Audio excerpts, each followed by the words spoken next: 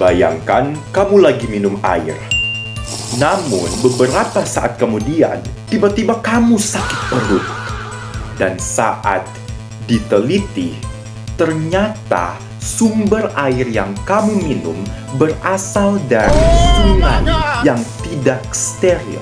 Maka dalam video kali ini, kami bukan hanya akan menunjukkan permasalahannya saja, tetapi kami akan menunjukkan apa penyebabnya secara ilmiah dan solusi apa yang dapat kita berikan untuk penyelesaiannya. Ekosistem sungai terdiri dari dua komponen utama yang saling bergantung. Yang pertama adalah komponen biotik atau komponen hidup. Komponen ini meliputi fitoplankton dan alga sebagai produsen, zooplankton dan serangga air sebagai konsumen tingkat 1, ikan kecil sebagai konsumen tingkat 2, ikan besar dan burung sebagai konsumen tingkat 3, serta bakteri dan jamur sebagai pengurai. Selanjutnya, komponen abiotik atau komponen tak hidup.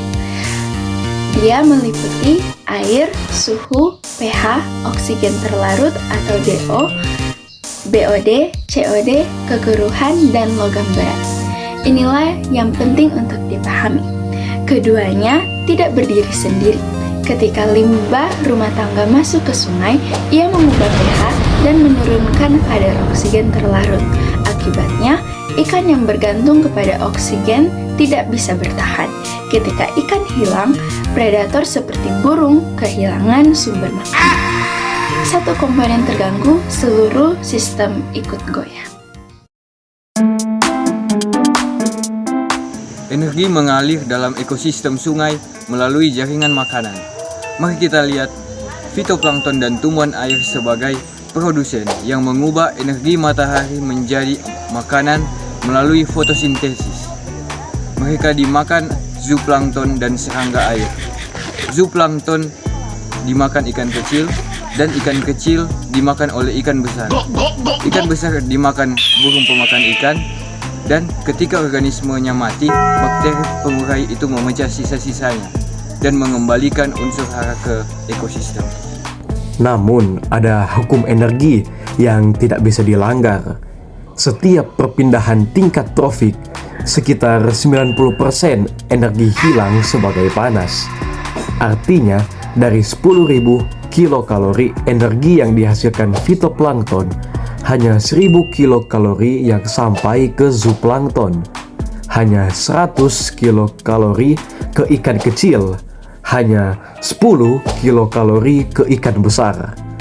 Bayangkan, fitoplankton mati karena sungai tercemar dan cahaya matahari terhalang kekeruhan air. Seluruh piramida energi ini runtuh dari dasarnya. Tidak ada produsen, tidak ada konsumen, tidak ada kehidupan. Ekosistem sungai dijaga oleh 3 biogeokimia utama yang bekerja bersama dan tidak terpisah.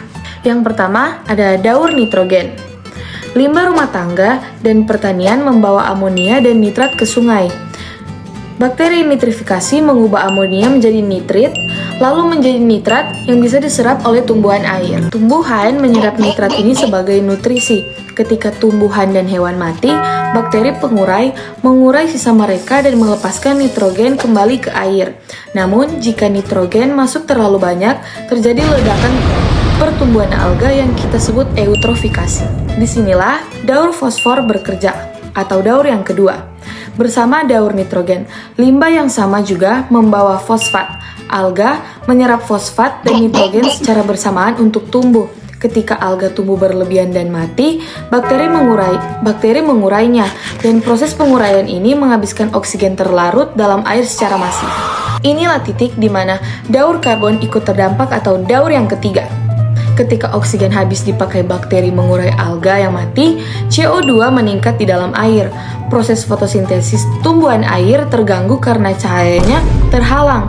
Karbon tidak lagi bersirkulasi normal. Nah, ketiga daur ini saling terhubung. Yang pertama, kelebihan nitrogen dan fosfor mengakibatkan eutrofikasi, lalu bakteri yang mengurai alga mengakibatkan oksigen habis, lalu daur karbon terganggu, lalu ekosistem kolaps. Satu masalah, 3 daur ikut rusak. Berdasarkan kajian jurnal tentang kualitas air sungai di Sulawesi Utara, ada 3 aktivitas manusia yang paling merusak ekosistem sungai. Yang pertama, pembuangan limbah rumah tangga. Limbah ini meningkatkan DOD dan COD sehingga oksigen dapat terlarut atau DO menurun dan mengancam kehidupan ikan-ikan di sungai. Yang kedua, aktivitas pertanian. Pupuk yang mengandung nitrat dan fosfat terbawa ke sungai dan memicu eutrofikasi sehingga mengganggu keseimbangan daur nitrogen.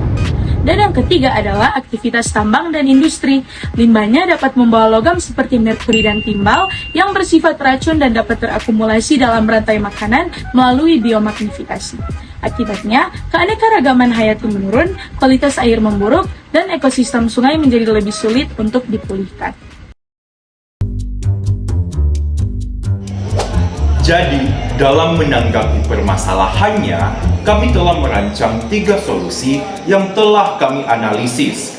Solusi ini bukanlah solusi yang umum, tetapi solusi yang berbasis mekanisme ilmiah.